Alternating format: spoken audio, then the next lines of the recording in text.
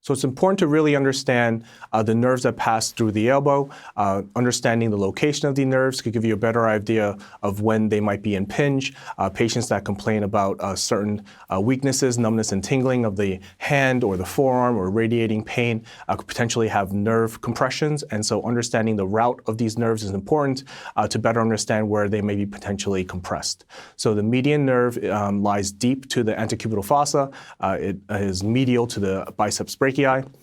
The radial nerve is lateral to the biceps and brachialis muscle, whereas the ulnar nerve runs more posteriorly and is posterior to the medial epicondyle running through the ulnar groove. So the ulnar nerve innervates the ulnar collateral ligaments and supplies the flexor carpi ulnaris. The median nerve passes between the brachialis and the bicipital aponeurosis to supply the pronator muscles and most of the wrist and hand flexors. The radial nerve has a medial and posterior branch that supplies the triceps, anconeus, and the posterior and anterolateral joint capsule.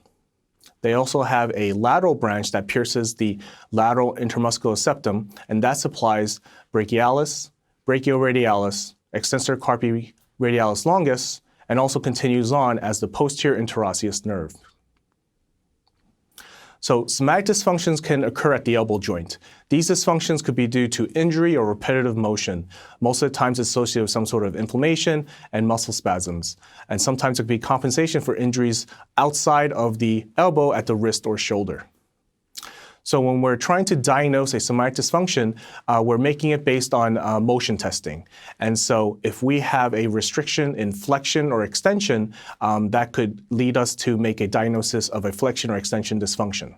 So remember, somatic dysfunctions are named for its freedom. So if I have a flexion dysfunction of the elbow, that means that there's a preference for flexion and that there's a limited range of motion in extension.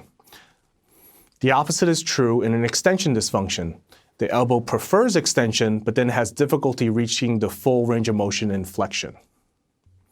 At the radial ulnar joint, we have pronation and supination as motions. If we have restrictions in pronation or supination, that could lead us to diagnosing somatic dysfunctions in that motion. So if I have a pronation somatic dysfunction, we're going to have a restriction in supination because pronation is a freedom of motion. Now there's an association between the radial head positioning and how the forearm likes to glide. So a radial head that is stuck in a posterior position prefers pronation, whereas a supination dysfunction has a restriction in pronation and the radial head is now going to prefer anterior glide. So another way to diagnose radial head somatic dysfunction specifically is to contact the radial head and then motion test. So when we motion test, what we're going to do is we're going to passively move the forearm into supination and pronation. And while we're monitoring at the radial head, we're going to see which way does the movement of the radial head feel freer. Does the radial head move more posterior in pronation, or does it move more anterior in supination? So that is one way to passively test freedom of motion at the radial head.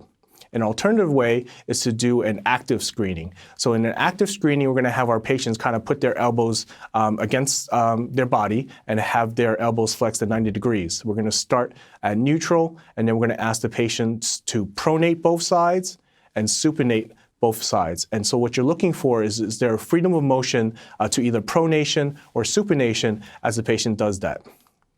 The diagnosis is made with the side of increased freedom. An easy way to remember the direction of motion of the radial head with pronation and supination is the mnemonic PASS. Because if you remember it, it'll help you pass your examinations. So PPAS. Posterior is associated with pronation, and an anterior radial head is associated with supination. So let's apply the knowledge that we just covered. A 45-year-old tennis player presents with right lateral elbow pain. On active range of motion testing, you find that he's only able to pronate his right elbow about 5 degrees while having full range of motion with supination. What is his radial head somatic dysfunction diagnosis?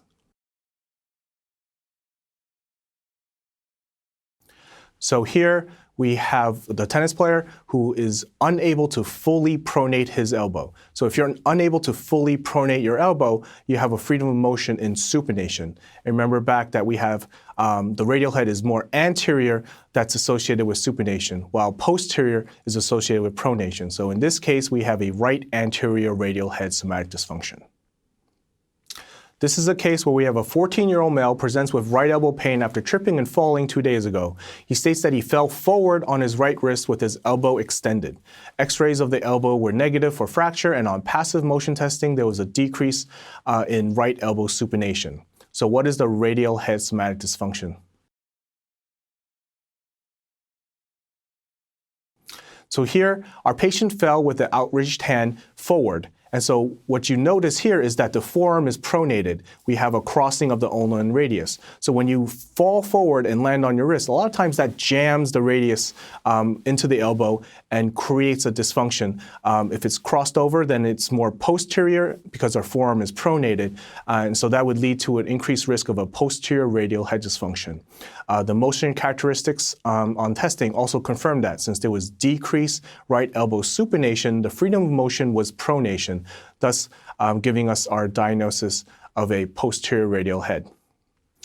The opposite would be true if we were to fall with the hand behind us. Because our forearm is now straight and forearm is supinated, when we jam the elbow in a supinated position, that might cause an anterior radial head.